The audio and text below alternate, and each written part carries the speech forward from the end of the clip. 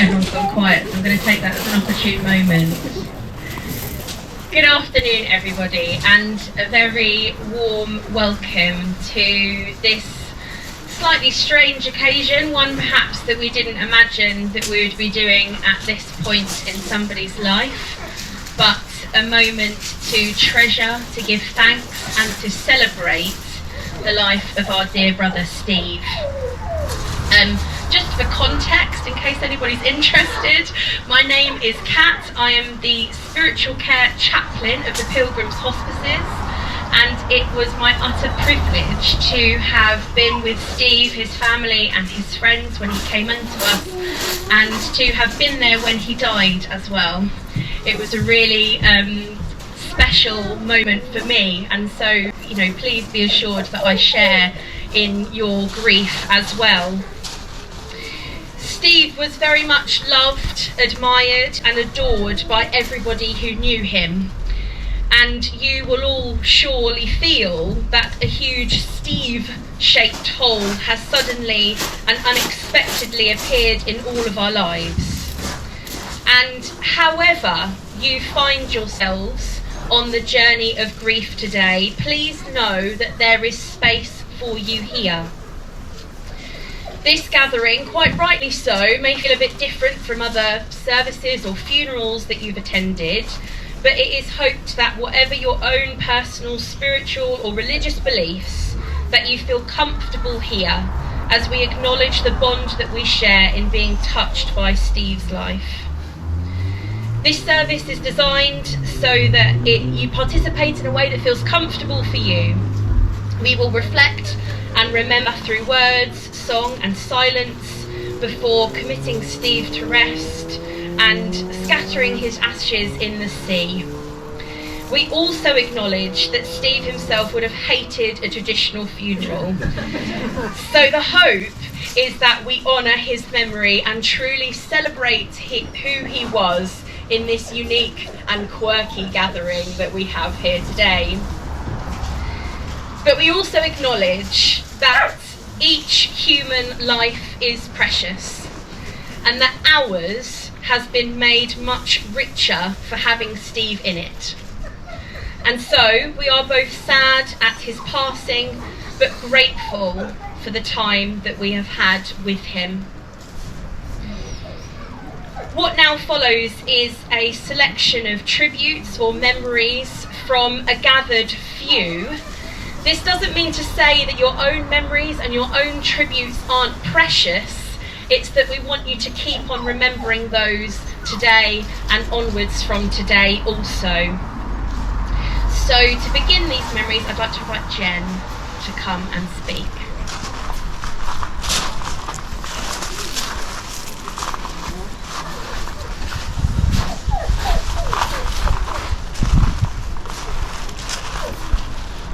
Steve has always been a man with a story. We're all here today because we're fortunate enough to have featured in one or more chapters of his life. We've cherished those moments and we know the significance of his passing from our lives. Through the many wonderful tales he would tell, Steve could impart his willfulness to defy odds, his willingness to help others, his wonder at the world he sought out through his travels, and even the wisdom he gleaned along the way. And yes, wisdom does include the things you shouldn't try twice. Steve's mother, Judy, can attest to that, with all the hospital calls that she's received over the years. And we can too, for all the times we've cried with laughter at the silly things we've done together and somehow gotten away with. On every occasion, Steve has always had a cheeky smile, and on some he even took precautions and wore his safety flip-flops. But most of all, I think the greatest wisdom that Steve shared was his attitude to life and the people around him. Steve meant the world to us, and so many people, because he walked through life offering kindness, compassion, humour and humility. He didn't judge a book by its cover, but instead he found ways in which we were similar. Through the many lovely tributes we've received, and your recollections of your first encounters with Steve, I know there are many of us who appreciated that about him. Steve's greatest virtues were his loyalty and genuine nature. He was the kindest, most thoughtful and considerate person I've known. He once said, "You know your truest friends in times of need." And on so many occasions, He went above and beyond for the people he loved. I'm so incredibly grateful that in his moment of need, and as he left this world, he felt the love of his family and friends worldwide as they rushed to help him in any way they could. And so to Steve, I say one more time, thank you for always being there for me and always having faith in me. You stood by my side as my friend, my partner in all things fun, silly and adventurous, as my biggest supporter and as a big brother. You were the best friend anyone could ever hope for. You brought happiness and laughter into my life every day, and I miss you so much. Thank you for the love and laughter and for the memories we created. I will carry them with me always. Thank you for always giving your best and inspiring me to do the same. I'm eternally grateful for the time we had together and the bond we shared. I'm heartbroken that you can't share life's adventure with me any longer, but I know that you will always be by my side in spirit and with me in my heart with our wonderful memories. You've given us so much, and I hope you know how much we appreciate it. Thank you for everything. I love you and miss you.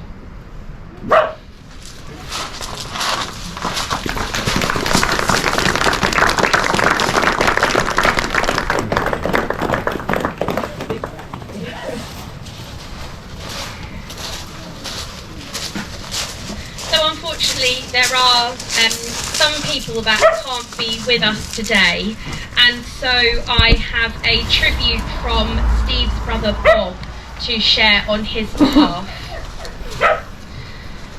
For those of you who are here, and to those who were unfortunately able to make it, we are all in the same boat, or is a kite probably more fitting. Steve touched each and every person he met in a way that was impossible to ignore. He left us with a little piece of himself firmly attached to each of our hearts.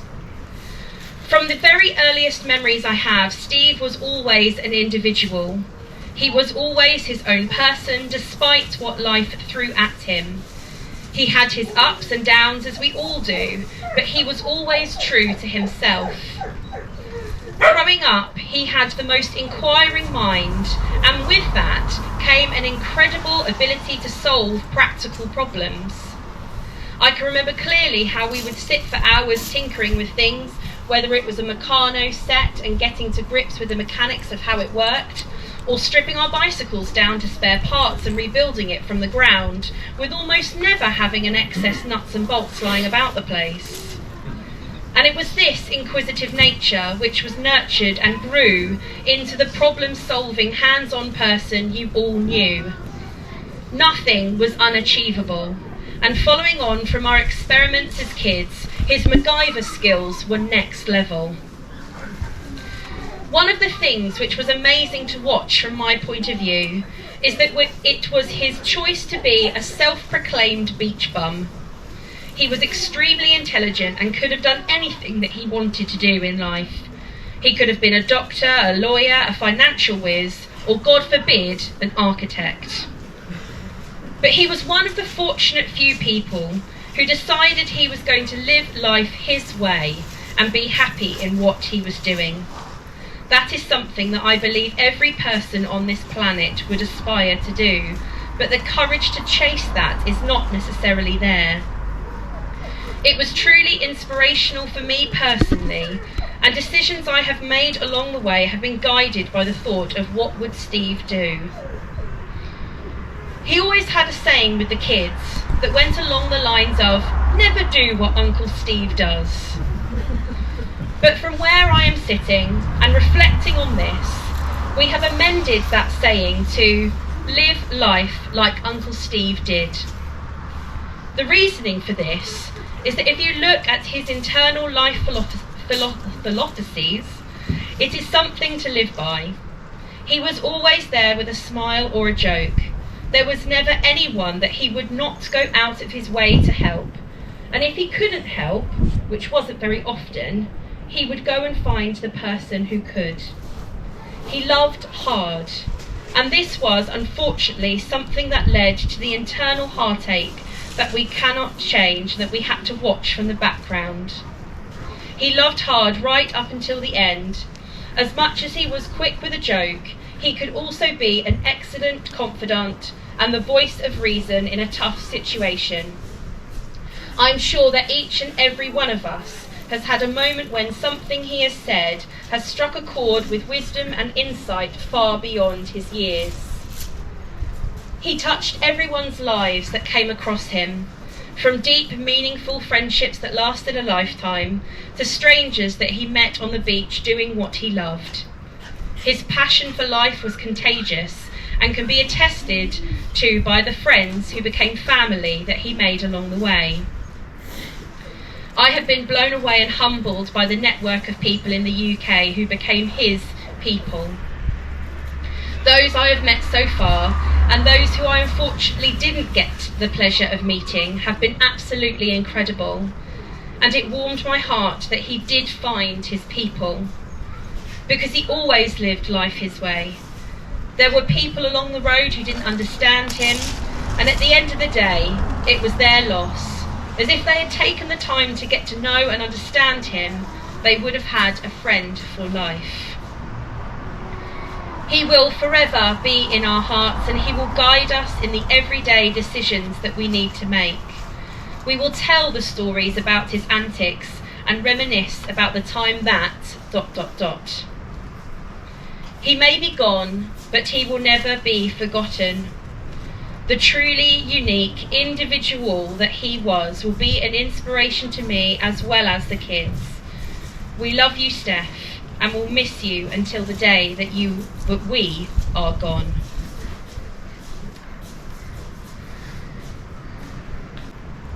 So next, Caroline is going to come and read a poem for us.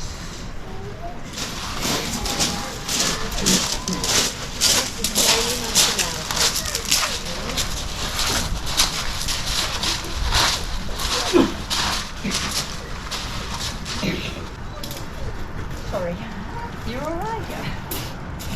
This is a poem that I've adapted, which means a great deal to me, and it's how I'm trying to deal with the death of Steve. It's called Death is Nothing at All. I have only slipped into the next room. I am still me, and you are still you. Whatever we were to each other, we still are. Call me by my old familiar names. Speak to me in the same way you always used to. Don't be sad in your tone. Laugh as we always laughed at the silly little jokes we enjoyed together. Play, smile, and think of me. Life means all that it ever meant before. It is the same as it ever was. I have just slipped into the next room. Speak my name as freely as before, without sadness or regret. What is death but a passing of life? Just because I am out of sight, I should not be out of mind. I am waiting for you for an interval, sometime just around the corner. All is well, nothing is lost. One brief moment, and all will be as it was before.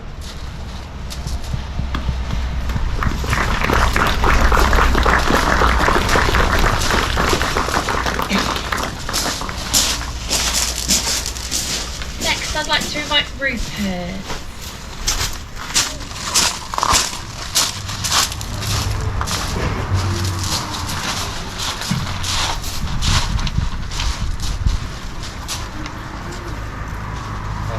So where to start? Steve first applied to work at Centre under our apprentice scheme. After not getting in on that, found another way to follow his dream and completed our 8-week course. During weekdays he was at the centre, at weekends he was working in the care industry to fund it. After completing that, he submerged himself in the sport, learning everything there was to know, and he never left. Most of us weren't sure if his old man could actually leave, but year after year we managed to keep on going. Steve used his teaching skills to travel the world. He first came out on a Brazil trip, which I was lucky enough to go on him with. And straight away, his way of creating madness shone through. He set up a system so that Greg and I could do a one-up, one-down kitesurfing, which out of all his contraptions he invented over the years was probably one of the safer ones. I ended up having many trips with him. We picked up my boat from Brighton once. When the ignition wouldn't work, we ended up starting it with a screwdriver before zigzagging our way back to Camber and then beaching it on the sandbank by the river. Even then Steve saw the good points. This was an easy opportunity to give us a clean, scrub clean, which is weird when you look back on Steve's old cleaning habits. We did a road trip to a snow dome in Belgium, where he learnt snowboard with minimal tuition, and obviously straight away he was then instantly looking at more kit to buy. We then raced back to get the ferry, trying to decide whether to drive faster but stop for fuel, or slower and not need to stop for fuel. Obviously we went for option 3, which was sitting about 2 feet behind a Land Rover going 90 and hoping that the slipstream was enough to get us there. We didn't run out of fuel, but we did still miss the ferry. I always thought of Steve as some kind of master of mayhem. He seemed to have the most fun when it was all chaos and if everything was a bit normal, he'd find a way to make it a bit more exciting. I'm sure many of you have had the fun of kite skipping or kite box racing. I think one of my favourite memories was when we built a wall out of cardboard boxes, and then he proceeded to kite buggy through it, all seeming a bit safe as he even had a helmet on. We then decided that lighting it on fire was clearly the next option. Steve travelled to many countries, meeting and showing people his happy and generous ways as he went, but he'd always try and get home to South Africa to see his family and have some real vegetables. On one of our kite trips, it was to Cape Town, where he was out doing a season working, but still found time to come and see us all, help the students and show us the sights. After watching the King of the Air competition, we were all wondering how to get back to town, but before we worked anything out, Steve had said he'd give us a lift. So 12 or more piled into his car, and we were back in time for dinner. He was often driving us around here for nights out in the work van, especially around fireworks season, so it was always reliable there. I think one of everyone's lasting memories of Steve is how much he was there for us, always so generous and happy to help no matter the situation. Steve would not only make many of the weird and wonderful contraptions you've seen around the centre over the years, even now we find ourselves asking when and how he built the various things. But he often had a soft spot in his heart for those with disabilities. He'd often try to get those he'd previously cared for down and have them experience the sea or the beach. These would often require quite a lot of planning, and by the time they arrived he would have put something together, such as when he attached a wheelchair to 2 sups so that he'd have someone out in the sea. Another great example was when he taught a blind lady to sup by just swimming in front of her so she could hear him and work out where to go. Later he took her on a double kite buggy and accidentally launched himself out while she just carried on rolling down the beach. Obviously just staying calm and just telling her, "Don't worry, it's fine." She didn't realise he wasn't there.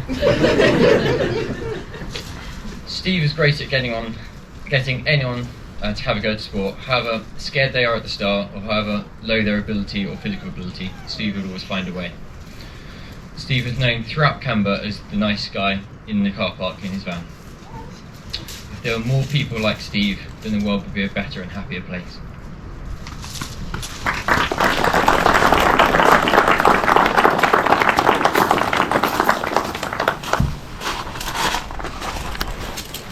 And so finally, I have some words from Steve's mum, Judy. There is so much that I want to say today, but I find I'm completely unable to put anything into words. It's impossible to put to close to 43 years in a few paragraphs. Everything is stuck in my head, the memories that keep popping in and out about the random times in life. The moments, like the time when he was around 2 when he experienced his first Johannesburg thunderstorm. After a particularly loud thunderclap, he looked up at me with big eyes and said, "Mummy, Mummy, the rain's barking at me." The heart-stopping moments when I'd get a call from one or other emergency around the world. Hi Mum, I'm okay, but... The embarrassing moments, like the time we were on holiday and he stripped naked, put a rubber glove on his head and ran down the road yelling, I'm a squid, I'm a squid! But this message is for Steve, who I truly hope is there with you today on his beloved beach. I hope you're listening to your mother, Steph, not something that you did very often. You know that I loved you from the moment you were born. You know I was incredibly proud of the man that you had become. You know everything I felt and feel. Words are unnecessary. So instead of my words, I have decided to adopt the words of Dr. Seuss from his poem, Oh, the Places You'll Go, with apologies to Dr. Seuss. But before that poem, I want to say a massive heartfelt thank you to everyone who loved my son and helped to make his all too short but jam-packed life a happy, if slightly crazy one. There are far too many names to name, but you know who you are.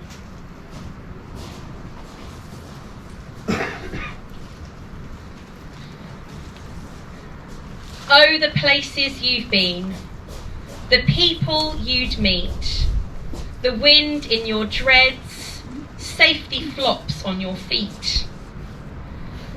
You lived life to the full, touched the hearts of so many. Adventures were countless. Regrets? No, not any.